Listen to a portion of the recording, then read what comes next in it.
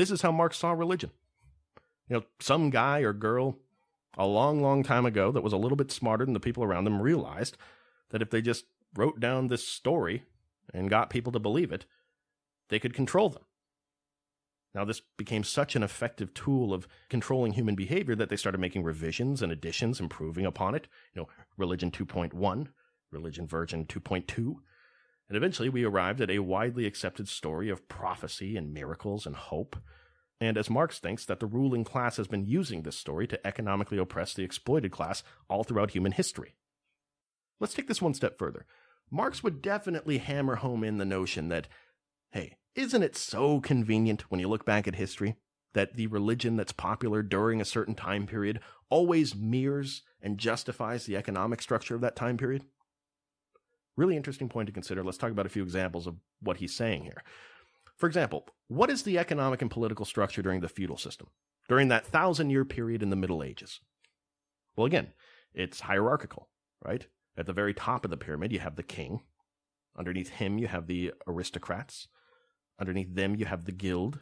These three groups combined make up a very small percentage of the population. And then underneath them, you have the peasantry. That's everyone else. Well, what's the prominent form of religion in Western Europe during this time? Well, it's a specific type of Christianity that has evolved and shifted into what we now know as Catholicism. Now, what's the structure of Catholicism during that time? Oh, well, you have the Pope at the top of the pyramid. Underneath him, you have the cardinals and bishops. Underneath them, you have the priests.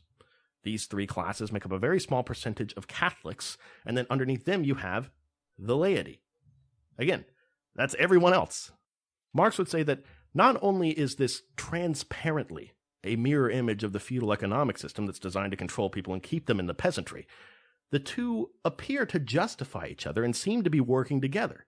Hence his claim that the ruling class is using it as an opiate.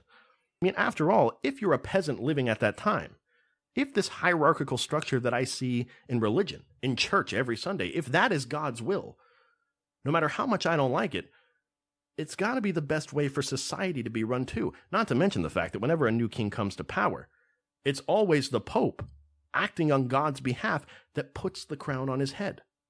To a peasant, God must endorse what's going on here.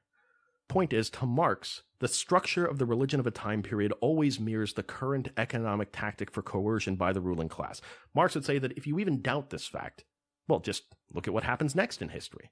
As we move away from the 1,000 years of the feudal system, as the peasants revolt and put an end to it, here comes capitalism, replacing the feudal system. Now here's a brand new economic system that we notice has a very different way that people are organized, right? See, under feudalism, it was a hierarchy. Things were class-based. You are chained to that class for your entire life. Well, in capitalism, it's different. In capitalism, people should be equal as opposed to being a member of a class. In capitalism, liberty is a virtue, not being bound to a class your whole life.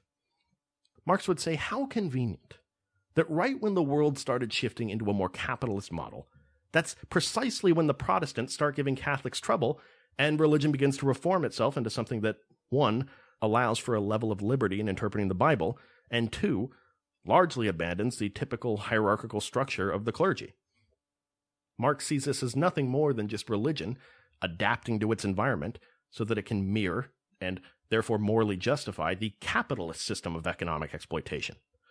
He sees this and he thinks it's very clear.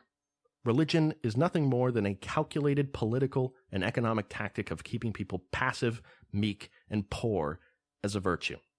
Matthew 19:24. It is easier for a camel to go through the eye of a needle than for someone who is rich to enter the kingdom of God. Think of the message of that sentence. Yeah, you're overworked, you're exploited, you're barely scraping by, and you look at other people profiting off of your labor, and eventually it's not unreasonable to think you might start to resent some of these people. Enough of this resentment builds up, and you might do something about it. But then Marx would point out that you bring that resentment to church with you on Sunday, and you're told to turn the other cheek. You're told to be grateful for what God has given you, to accept the way that things are. It's God's will. You're told that rich people go to hell. Don't envy that guy over there rolling around in the money. Feel bad for him. He's not going to get into God's kingdom. Well, at the end of the church service, all that pain that you initially felt when you entered that church hall, it's got to be lifted from you, right? God's got my back. This existence is not important. This is temporary. I don't feel so bad anymore. The same way, Marx would point out, that you might be writhing in pain in a hospital bed, the doctor starts an IV of morphine and it brings you the same kind of relief. But look, this is Karl Marx. It's not like everyone in the world was this cynical about religion during his time.